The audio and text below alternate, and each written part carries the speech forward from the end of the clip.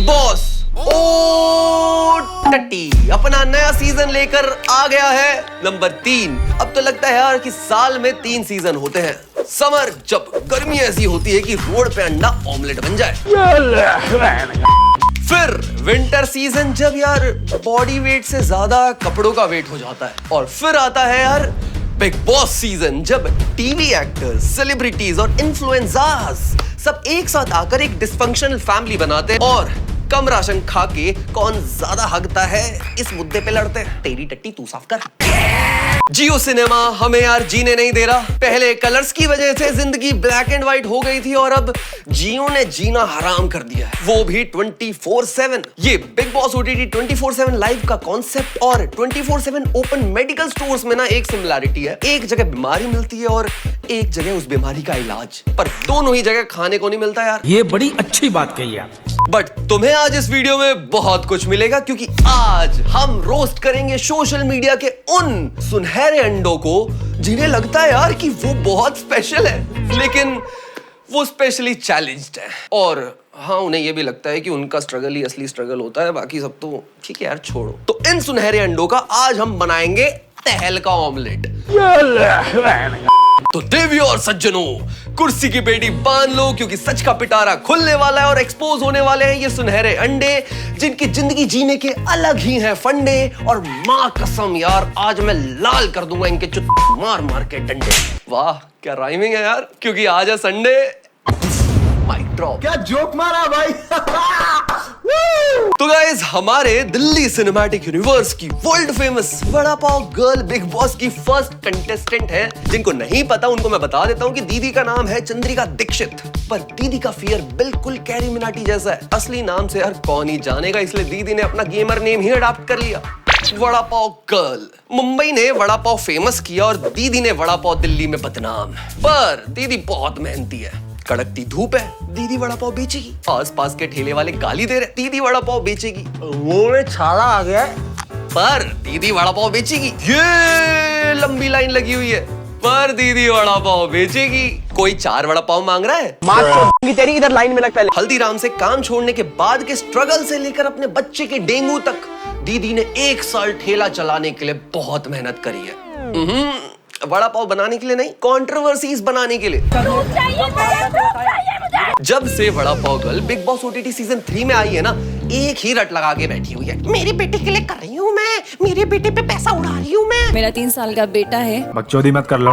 अरे दीदी, आईफोन आपके हाथ में दिख रहा है, म्यूजिक वीडियोस में आप फीचर हो रहे हो, कोलैबोरेशन रील्स आप बना रहे हो, फॉलोअर्स आपके बढ़ रहे हैं, इसमें बेटे का क्या फायदा?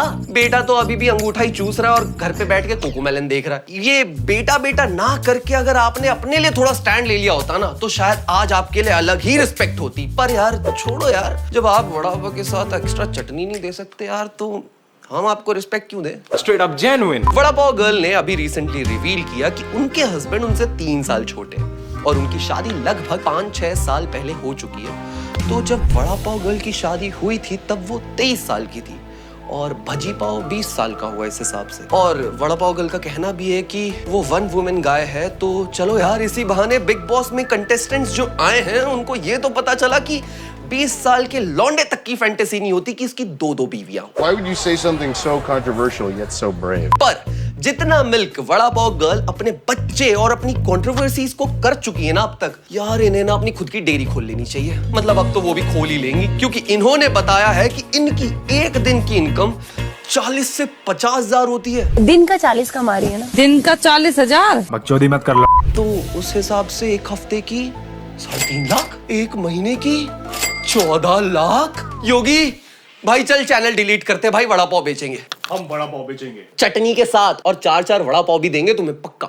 वैसे रैप का धंधा करने वाले नेजी दब्बा भी बिग बॉस में आ गए हैं अपना रैप का धंधा बचाने के लिए, क्योंकि इससे कोई फायदा हुआ नहीं ना। उल्टा अब लोग पूछ रहे हैं, अबे कौन नेजी? तुमने गली बॉय तो देखी होगी, वही वो मूवी नेजी की लाइफ स्टोरी से इंस्पायर्ड है। इस मूवी की रिलीज के बाद किसी भी रैपर का करियर नहीं चला। यार रफ्तार वैसे सही कह रहा था, रैपर्स पैसा कमा पा रहे हैं। और नेजी को देख के लग रहा है कि नहीं, बट पुराने नेजी को नए नेजी में इन्फ्यूज करके नेजी दब्बा ने डीएचएच के अंडरग्राउंड सीन को एक लेवल और गिरा दिया है। बिग बॉस में आके अब ये अंडरग्राउंड रैपर नहीं है, पाताल लोक रैपर है। ऐसे कुछ ज्यादा नहीं हो गया ये? मतलब कुछ भी। नेजी ने डीएचएच सीन इंडिया में इंट्रोड्यूस किया है। नेजी की वजह से अंडरग्राउंड रैपर्स खुल के आगे आने लग गए हैं और हमें डिवाइन जैसे आर्टिस्ट मेन स्ट्रीम में दिखने भी लग गए हैं और नेजी पीछे ही रह गए हैं। नेजी का कहना है कि due to lack of family support वो इतने सालों में एक अच्छा कमबैक नहीं कर पाए। हाँ मतलब यार, गांजा पीना तो मेरा बाप भी सपोर्ट नहीं करता। नेजी का करियर और नेजी का फ्लो मुंबई की अंडरग्राउंड मेट्रो की तरह है, आज तक बन ही रही हैं, पता नहीं कब पूरी होंगी। Nobody's gonna know. तो चलो एक और रिहैब में नेजी अब पहुंच गए हैं। चलो इस बार नेजी हमें दिखेंगे तो सही, वरना गली बॉय में तो असली रैपर ही नहीं थे। तेरे में कोई बात नहीं है, तेरी वो औकात नहीं है, ये दिन है रात नहीं है। बंद करो हाथ जोड़ के मैं। म्यूजिक वीडियो से याद आया कि इस सीजन में थोड़ी भीड़ बढ़ाने के लिए और थोड़ा ग्लैमर लाने के लिए बीबी ने सीटें भरी हैं और 3 ऐसे लोग जमा किए हैं, जिसमें से एक है सना सुल्तान जो सिंगर्स लाइक जैजी बी, मिलिंद काबा, बी प्राक की म्यूजिक वीडियोस में फीचर हो चुकी है। वहीं सना मकबूल जो साउथ की मूवीज में काम कर चुकी हैं और पौलमी दास जो टीवी सीरियल में एक्स्ट्रा में खड़ी रहती हैं। और इन तीनों का इस सीजन वही काम है जिसके लिए इन्हें आज तक काम मिलता रहा है। जब लीड स्क्रीन पे आए तो साइड में खड़ा कोई तो अच्छा दिखे, वरना बी प्राक को तो यार मैं अकेला स्क्रीन पे भी ना देख पाऊं। सब कुछ भुला देंगे मेरे हिसाब से 100% मुंबई। हालांकि पौलमी दास का 2021 में ब्रेकअप हो गया था अपने इटालियन बॉयफ्रेंड से, क्योंकि उसे व्हाइट सॉस पास्ता ज्यादा पसंद था, जिससे वो आज तक मूव ऑन करने की कोशिश कर रही है। पर अब मूव ऑन से याद आया कि एक ऐसा इंसान जिसके डिक्शनरी में ब्रेकअप, डाइवोर्स या मूव ऑन जैसे वर्ड्स है ही नहीं। 2024 में यहाँ गठबंधन की सरकार बन रही है, वहीं अरमान मलिक ने अपनी खुद की गठबंधन फैमिली बना रखी है अपनी 2 बीवियों के साथ। अरमान का कहना है कि हर आदमी चाहता है कि उसकी 2 बीवियां हो और ये कुदरत का करिश्मा है कि उसको 2 बीवियां मिली। ये अरमान अपने लड़के को कुदरत कहता है क्या? मैं तुम्हें बताना चाहता हूँ कि अरमान की पहली शादी सुमित्रा के साथ हुई थी जब वो 17 साल का था। अरमान की जो शादी हुई थी 17 साल की एज में हुई थी, उन दोनों की नहीं बनी, वो दोनों अलग हो गए। उस टाइम जो था हमारे पास हमने दे दिया डिवोर्स केस में, वो क्लियर हो गया। उसके बाद वो पायल से मिला, जहां अरमान को 6 दिन में पायल से प्यार हो गया और 7वें दिन 7 फेरे लेके दोनों ने शादी भी कर ली और अपनी पहली बीवी सुमित्रा के साथ उसने डाइवोर्स ले ली। पायल को बिल्कुल भी भरोसा नहीं था, बट जब सेम चीज पायल के साथ दोबारा अरमान ने की, कृतिका के साथ 6 दिन में प्यार करके 7वें दिन 7 फेरे लेके उससे शादी कर ली, तो पायल को समझ में आ गया कि अरमान का स्क्रू ढीला नहीं है, उसका नाड़ा ही ढीला है। But according to Hindu marriage act, एक आदमी अगर 2 शादियां करता है तो सेकेंड वाइफ के साथ वाली शादी लीगल नहीं होती। हिंदू मैरिज एक्ट में पॉलीगैमी इलीगल होता है गाइस, जिसमें अगर अरमान को अगर इन फ्यूचर बाई चांस कुछ हो भी जाए, भगवान करे सब कुछ ना हो, तो अरमान की प्रॉपर्टी उसकी फर्स्ट वाइफ को मिल जाएगी। बट अगर बात सिर्फ प्रॉपर्टी की है तो अब अरमान ने अपनी सारी की सारी प्रॉपर्टी दोनों ही बीवियों में बांट दी है। यहां देख के तो डेफिनेटली लग रहा है कि डूबते को तिनके का सहारा नहीं, पैसों का सहारा दिया गया। अरमान के लिए मैं सिर्फ 3 शब्द बोलना चाहता हूं, क्योंकि ये 3 लोग हैं ना। अरमान हमेशा डबल डेट पे जाते हैं, अरमान के घर पे डबल बेड नहीं ट्रिपल बेड है, अरमान के घर पे 3 कोर्स मील बनती है, अरमान, कृतिका और पायल इन तीनों के पीरियड सिंक हो चुके हैं। What the fuck? देखो ऐसा है कि फेमस लोग पहले भी इस्लाम में कन्वर्ट हो चुके हैं ताकि वो एक से ज्यादा शादियां कर पाए, जैसे कि धर्मेंद्र, महेश भट्ट। बट अरमान मलिक 3 शादियों के बाद भी नहीं रुके गाइस। 2019 में अरमान ने अपने ही घर में काम करने वाली हाउस हेल्प के साथ छेड़छाड़ की। कहा जाता है कि उस 19 साल की बच्ची को ड्रग देके अरमान उसे छेड़ा करते थे। बट जब ये बात पब्लिक हुई तो अरमान के खिलाफ पुलिस कंप्लेंट हुई और अरमान को तिहाड़ जेल भी भेजा गया, पर कुछ ही दिनों में उन्हें बेल मिल गई। लेकिन केस तब भी चल रहा था और जब कंटिन्यूअस कोर्ट की हियरिंग और लोग के आउटरीच से फ्रस्ट्रेट हो गए अरमान, तो एक दिन वो अपनी बिल्डिंग के टेरेस पे चढ़ गए और खुदकुशी करने की धमकी देने लगे और कहा कि अगर ये फेक रेप केस मुझसे नहीं हटाया तो मैं यहां से कूद के जान दे दूंगा। कुल मिला के 17 घंटे लगे अरमान को नीचे उतारने में और इसी बीच अरमान ने पानी, चिप्स, स्नैक्स, सिगरेट सुट्टा, दारू सबकी डिमांड कर ली और अपने ऊपर ये जो रेप एलिगेशन है वो भी विड्रॉ करवा लिया। और ये एक कंट्रोवर्सी अभी रिसेंट थी अरमान की लाइफ में जो हमने देखी। काफी कंट्रोवर्शियल हो गया ना यार। वैसे कंट्रोवर्सी से याद आया कि दीपक चौरसिया बिग बॉस ओटीटी में आ गए गाइस। दीपक और तुम्हारे पापा में एक ही सिमिलैरिटी है, दोनों दारू के साथ टीवी के सामने आते हैं। दीपक चौरसिया का जर्नलिज्म उनकी बातों जैसा है, क्या कह रहे हैं, कुछ समझ नहीं आ रहा। दीपक से अगर तुम सिंपल सवाल पूछो ना तो रिप्लाई में क्वांटम फिजिक्स समझाने लग जाते हैं वो। अब प्रॉब्लम ये है कि वो भी गलत ही समझा रहे हैं। अच्छा है शोभा दे और दीपक चौरसिया साथ में नहीं है, वरना मैं टीवी फोड़ देता। दीपक चौरसिया का फेवरेट डेस्टिनेशन स्पॉट है कानपुर। Moving on. दीपक चौरसिया को बहुत ही गुस्से वाला जर्नलिस्ट माना जाता है। हालांकि जिस हिसाब से इनका जर्नलिज्म है ना, इन्हें जर्नलिस्ट बोलने का मन भी नहीं करता, तो फिर बोले क्या, दलाल। तो ये बात उस वक्त की है जब थर्सडे रात को जनरल बिपिन रावत और उनकी वाइफ मधुलिका रावत और 11 और लोग, जिनकी मौत तमिलनाडु के कुन्नूर में एक हेलीकॉप्टर क्रैश में हो गई थी, उनकी बॉडीज को जब दिल्ली पालम एयरपोर्ट में लाया गया और उन्हें 21 तोपों की सलामी दी गई, तो लास्ट राइफल शॉट होने से पहले इस कवरेज को टीवी पे दिखाते हुए इस टेलीकास्ट को रोकना पड़ा, क्योंकि लाइव टेलीकास्ट के वक्त जर्नलिस्ट दीपक चौरसिया के शब्द लड़खड़ा चुके थे। जनरल विपिन रावत की बात कर लें हम, मैं सिर्फ दर्शकों को यही कहना चाहता हूं कि हमने एक ऐसा जर्नलिस्ट खो दिया है जो थिंकिंग जनरल था, जो बहुत ज़्यादा सोचता था, एक ऐसा जनरल था जो जिसको पता था ऑपरेशनल डिटेल्स में कैसे एग्जीक्यूट करना हो। और जुबान फिसल गई थी क्योंकि वो 3 पैक पी के आके लाइव टेलीकास्ट कर रहे थे। तो जब सोशल मीडिया पे आउटरीच चला और दीपक चौरसिया से सवाल पूछे गए, तो दीपक ने कहा कि यार शूट से पहले वो अपने घर की एक शादी में गए हुए थे और वहां उन्होंने बहुत डांस करा, जिस वजह से उनके नी में पेन होना शुरू हो गया, जिसकी वजह से उन्होंने पेन किलर ली, पर उसके साइड इफेक्ट्स की वजह से उनकी जुबान फिसल गई। सही कह रहे हैं, 3 पैक दारू के बाद आदमी बहुत नाचता है। दीपक चौरसिया मेरे स्पिरिट एनिमल हैं, काम पे दारू पी के जाने का मेरा भी मन करता है, पर मन की बात कौन सुने।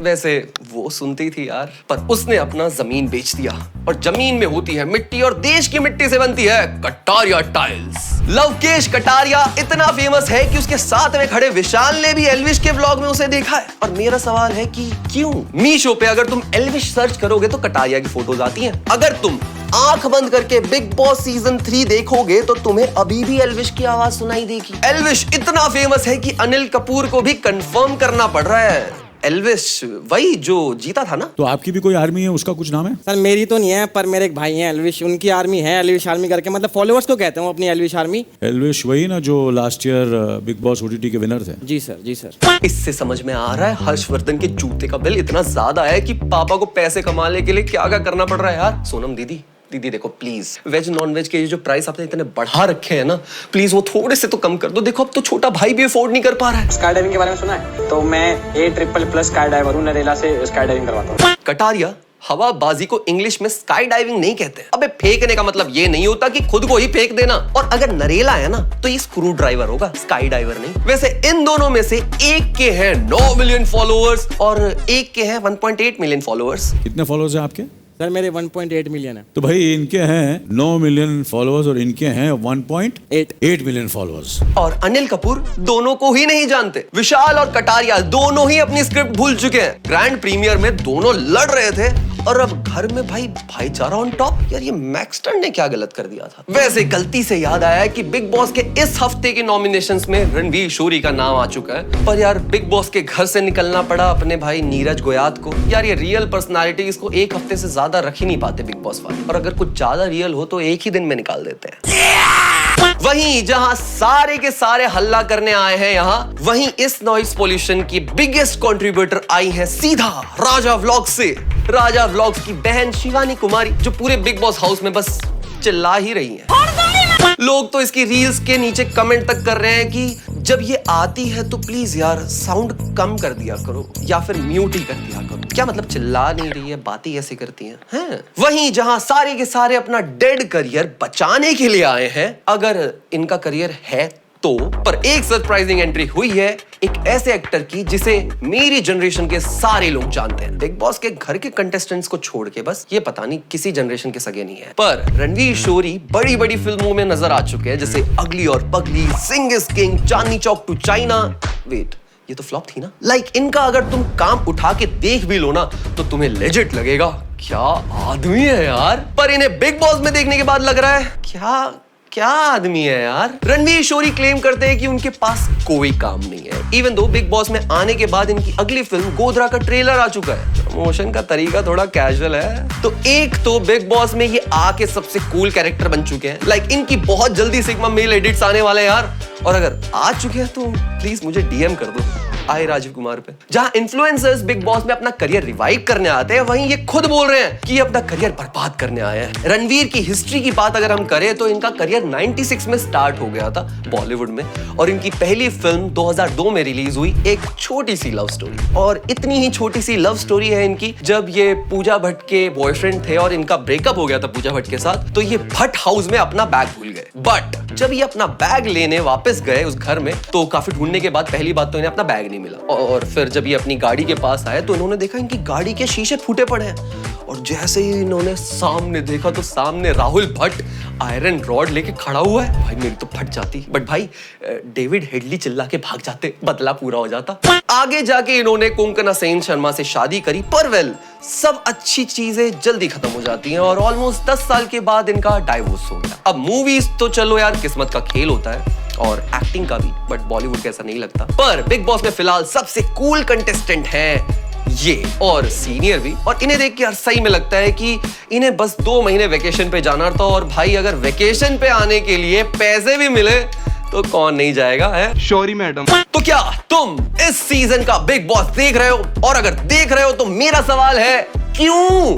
अबे पागल हो गया, मैं हूं ना यार, वीडियो बना तो रहो। बस नीचे कमेंट करो कि तुम्हें अगली वीडियो ऐसी चाहिए, तो मैं अगले हफ्ते एक और वीडियो लेकर आऊंगा। और अगर तुम्हें ये वीडियो पसंद आई है तो नीचे जो लाइक बटन है ना उसे ठोक दो जाके। और तुम्हारी कोई ओपिनियन है बिग बॉस को लेकर तो नीचे कमेंट सेक्शन में जरूर बताना। तुम लोग हमें हमारे सोशल हैंडल पे भी फॉलो कर सकते हो, ये रहे हमारे सोशल हैंडल्स। हम मिलते हैं अगली ऐसी रोस्ट वीडियो में, तब तक के लिए ओके बाय। ऐसी वाणी बोलिए कि धंधा ज्यादा होए, औरों की फटे और बस अपना ही सिस्टम होए। हो ग्रुपीज आसपास में जो स्टोरियों पे रोए, के बग्या साड़ा कह के after party only boys. Issues में भी अनगिनत या बरम मेरे मन का बस मैं चाहूँ थोड़ी clarity, so play with me 'cause I just wanna push the nut